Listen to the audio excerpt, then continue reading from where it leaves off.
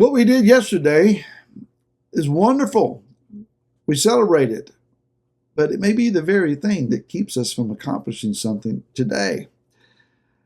This Barry Phillips with 10-Minute Torah, day 3 of Tzav, command. We're going to remain in Vayikra or Leviticus chapter 6. Let's drop down to verse 10. And the priest shall put on his linen garment, and shall put his linen trousers on his body, and shall take up the ashes of the ascending offering, which the fire has consumed on the slaughter place, and shall put them beside the altar. And he shall take off his garments, and put on other garments, and shall bring the ashes outside the camp to a clean place. And the fire on the slaughter place is kept burning on it, is not put out. The priest shall burn wood on it every morning, and arrange the sending offerings on it, and shall burn on it the fat of the peace offerings. The offering that is being spoken of here is the daily tamid. This is more fully taught to us. I believe it is in Numbers chapter 28, if I can quickly turn there and verify that I'm saying that is correct. It is. So Numbers 28 will give you a little bit more detail. The daily tamid offering is a lamb in the morning, a whole offering, olah, at 9 a.m. So the activity that is being spoken of here takes place before 9 in the morning. The priest approaches the altar in white garments, because to approach the altar you have to be set apart. You cannot do so common.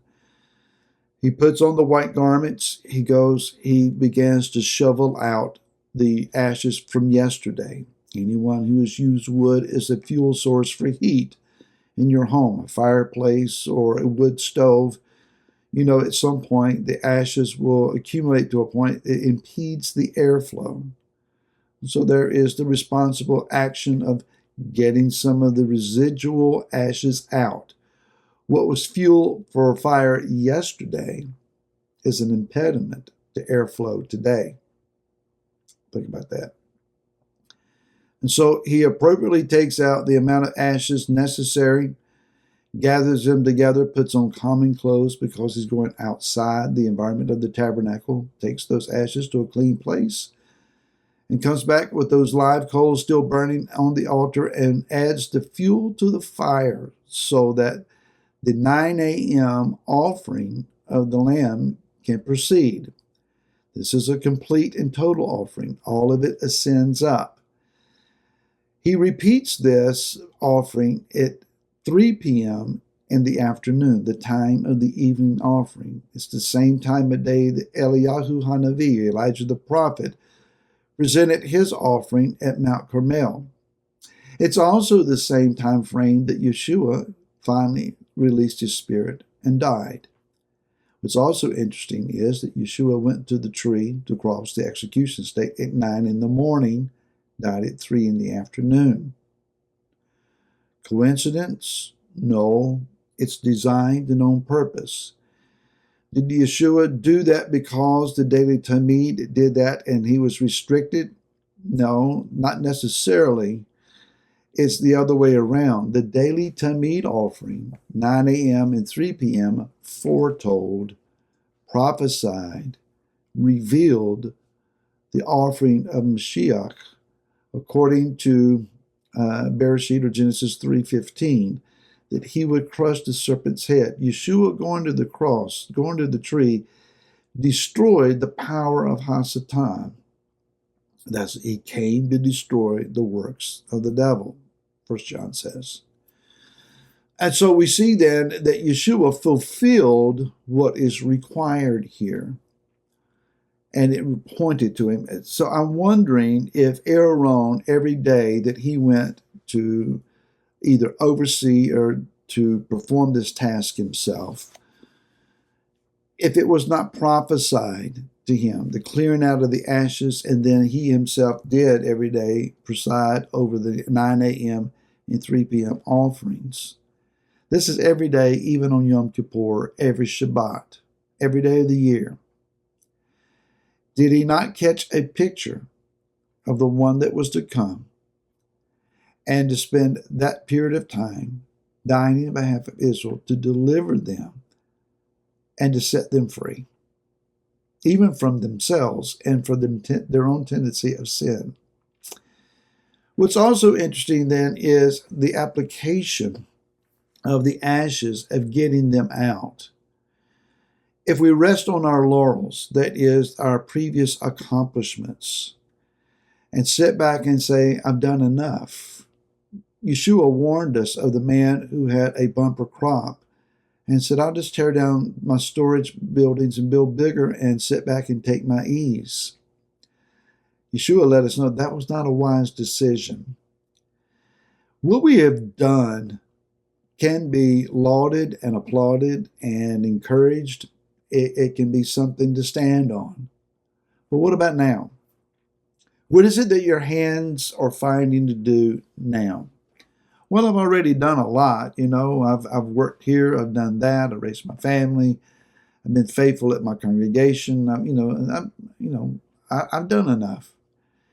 As long as there's breath in the body, as long as there is an ability to have a clear and coherent thought, as long as we can communicate, as long as we can relate to people, as long as we can do things, let us be about the Father's business. The priesthood served from the age of 30 to 50. Before 30, they were in training. They were in thorough training, so that day one on their job at the age of 30, they were ready to go. But what happened to them after the age of 50? Did they just retire and go sit on the front porch of their tent and hang out? No, they were mentoring. They were doing the training of those that were young. They were teaching the Torah. They were offering their services as judges. They had roles to play. In the westernized mindset, we work until we're somewhere in our 60s, and then we do what has never been heard of before, the modern era. We retire. And we sit back and live on our savings or our government pensions or whatever we have, and we fish, we golf, we take vacations, we take it easy. But these are still productive years. And so there's work to be done. There's things that we can do. There's life that we can give. There's light that we can share. And I say this then in regards to previous moves of Yah. And we can recount where there was a revival that broke out here and there and the experiences and how that it all worked out and all of the history of everything that has been done. And it's wonderful, and lives have been changed as a result of that. But what about the next move of the Most High? What about the next breath of His Spirit? How does that come about? If we sit back and say, but I remember when, we stop asking, how can it be done again? What is next? Father, what do you yet have in store? I do not believe we've seen the best of Yah yet. I don't believe that we've accomplished all that can be done yet. Yeshua taught us to pray, your kingdom come and your will be done on earth as it is in heaven. Heaven is settled. Heaven is complete. Heaven knows the end from the beginning, and it's all perfect. Look around. It's not so here on earth. There's still much to be done. And so we need to be praying along, in my opinion, the lines of, okay, Father, thank you for the foundations that have been laid. And thank you for the walls that have been erected thus far. But the building, the body of Messiah, is not yet complete. Most of Ephraim still doesn't know that they're Ephraim. Most of the house of Israel is clueless about who they are, where they are, and what they need to be doing.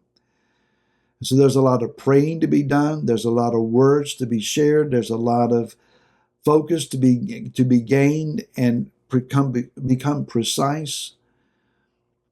Don't stick your hands in your pockets. Let's dig out the ashes from what's been. Let's add fuel to the fire. Let's get it hot again. Let's rejoice in what Yeshua has done and accomplished, because it is but the foundation. for all that is yet to be done. And I'll see you again tomorrow. To then, shalom.